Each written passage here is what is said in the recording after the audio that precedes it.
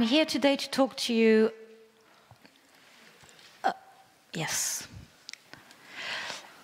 about internationalization of the curriculum, which is a project that we're a year and 4 months into. It's a research project that we started last academic year, and that's been funded by STINT, a strategic grant that we got, and so we'll finish by 2020. So I'll just quickly, briefly, maybe start off with the definition that we're using of international education, the impact that we can expect of an internationalized education program, and then I'll talk to you about internationalization of the curriculum, IOC. As we have found, it's an example of best practice. I'll talk to you about the framework, the process, and some examples. So I'll be really quick because I'm hoping that you will have some questions. So you're all very familiar with this definition, drafted by Jane Knight and further improved by Hans de Witt and a team of researchers associated to the European Association for International Education. I think the really key word here is intentional. We need intentionality. If we expect our students to develop intercultural competences, we need to be intentional about it. That means we need to have this in our intended learning outcomes. This needs to be taught and assessed, and then we can monitor how well we're doing. So another model that I quite like for the international classroom is that by a European project that took place quite a few years ago called Uni, led by Karen Lauritsen from the University of Årets in Denmark. And she mentions that we have to pay attention to the 3 dimensions: the linguistic dimension, the cultural dimension, and then the methodology, the didactics. What do we do? How do we make sure that our students do develop these skills? So it implicates not only teacher training, continuous professional development of staff, it also includes supporting our students. It means empowering our administrative staff to be agents of change on our campuses. So it really is a very holistic approach to the international classroom. When I arrived at Karolinska Institutet 3 years ago, or just under 3 years ago, there were the second year starting into their action plan for internationalizing education, first and second cycle, so bachelor and masters. And they had set quite a lot of numerical targets, a number of credits that were taught through English, some global health perspectives that were put into the intended learning outcomes of each program, and then numbers of mobility for staff and students, and recruitment targets, both for international students and international staff. So the first thing that we did with my team was to look, well, where are we at? So we saw lots of instances of internationalization going on the campuses, a bit of teaching in English, a bit of intercultural competence, a bit of global citizenship, but nothing really coherent, nothing really, holistic, nothing intentional. And so we thought, well, how can we actually find a more planned and systematic process which would allow us that all our students are engaged in internationally informed research, but also cultural and linguistic diversity. Also that we are on purpose, so intentional, purposefully developing and assessing these international and intercultural perspectives. So looking at how constructively aligned they are throughout our programs, in order to make sure we prepare our students for the world, not tomorrow, but the world today, as it is today. We live in a globalized world right now. And we realize that, of course, this can also be done in Swedish, right? English is a means to an end, but it doesn't mean that you can't have an international classroom taught through Swedish or any other language for that matter. And that student mobility was not either a necessity. Right? We didn't have to have international students present, although it helps. We didn't have to get our students to travel out. We could also maybe look at virtual mobility, for example. So once you have time, you can have a look. This is what our students in biomedicine do, representing themselves, how many languages they speak, how the cultural diversity that's present in the classroom, etc. So basically, any program in our university, it has a multilingual and multicultural student population. And in fact, also, so are our teaching staff and so are our admin staff, as I'm sure is very common to many of your institutions too. So we looked at learning outcomes, we looked at the content, we looked at the teaching and learning activities and the assessment tasks of our programs. And we were looking for best practice. So I'm very happy to speak after my good colleagues from Dalarna, because they introduced to you the ICOMS framework, which is available online. If you just type ICOMS International Competencies, you have it in Dutch and in English, thank God. And you can download it, and all these 5 domains that they mention are there with very explicit teaching and learning activities and possible examination. So it's a very nice framework to use. So we looked at best practice and we thought, right, what is happening? So we wanted research-based evidence. We wanted to avoid what other universities, the pitfalls they've had, the obstacles and the hurdles that they've confronted, and identify what would work more efficiently for us. So we looked at Betty Lesk's model for internationalization of the curriculum. She has an abundance of evidence to support her work.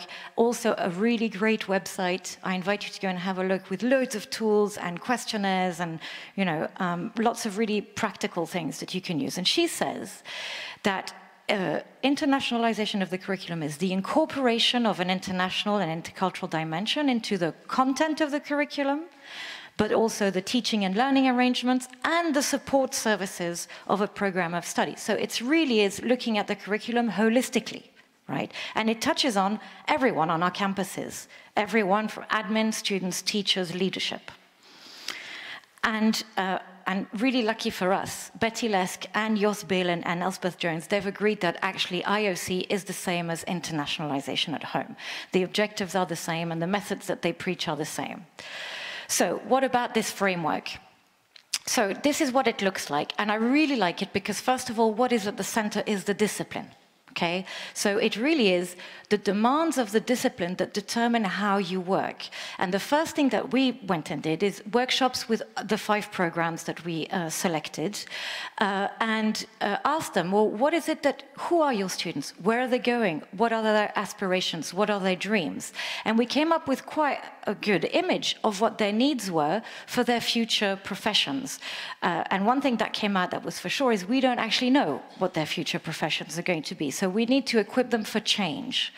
And so if you look at the conceptual model, I know it's not really great probably for those of you at the back, but if you work downwards, you have to look at the context of your institution, the local context of where it is that you work and what your discipline looks like locally, but then also national, regional context, and then what is happening globally. And so it really allows you to start looking at things like sustainable development goals for your discipline.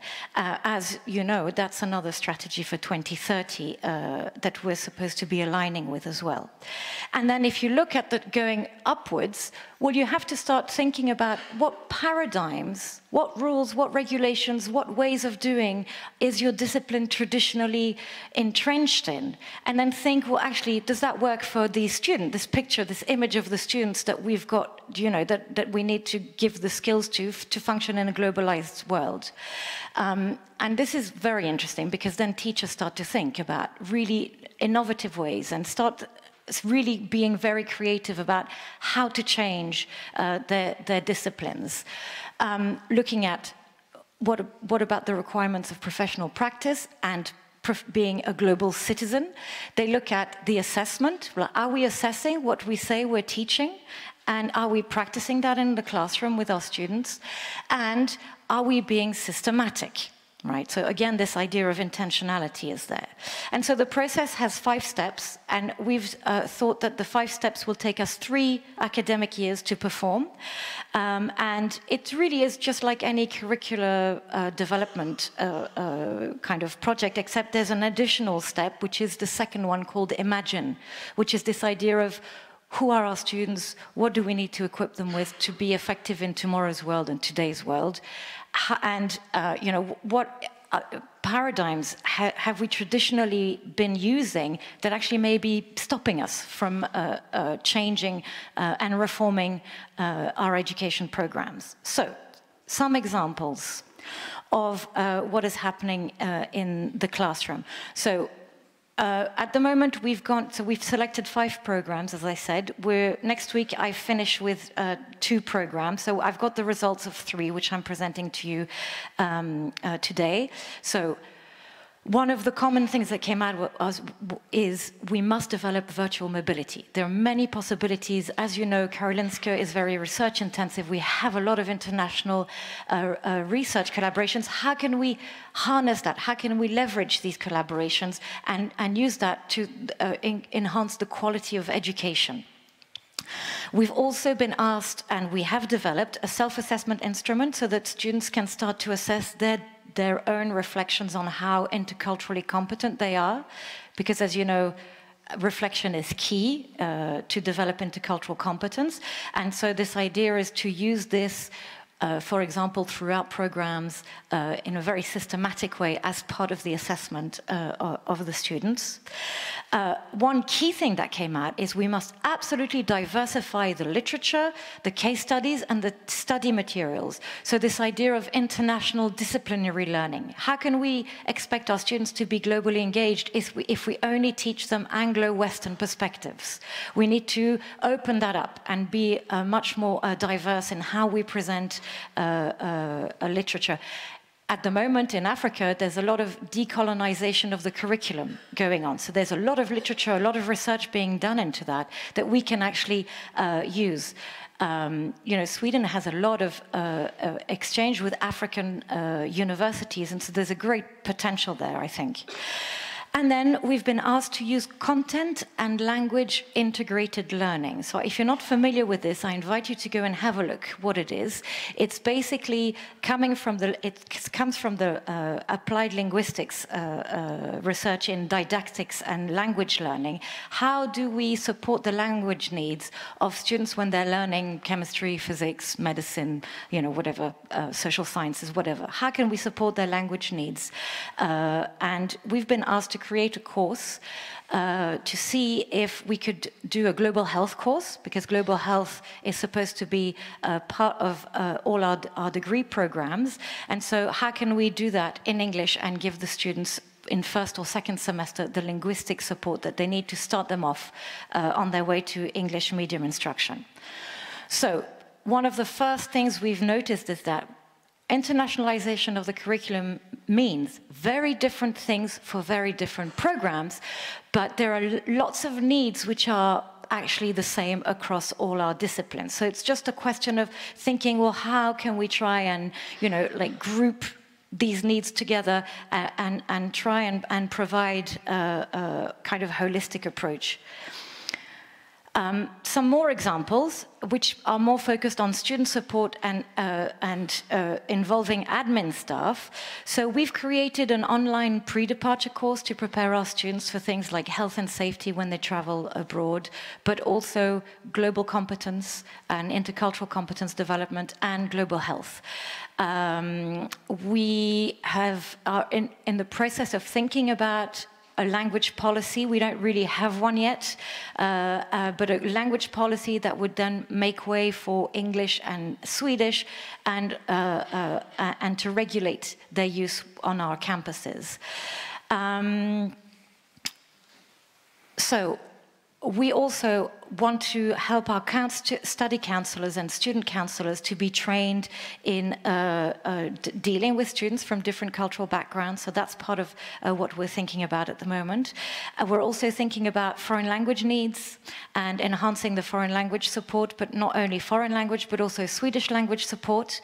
As I mentioned, you know, language is just a means to an end, but Swedish, an international classroom can be taught through Swedish, and our students also have needs for academic language in Swedish. Right. We want a clearer policy for staff exchange as well, and how do we use that? How can we harness that to improve the quality of our programs?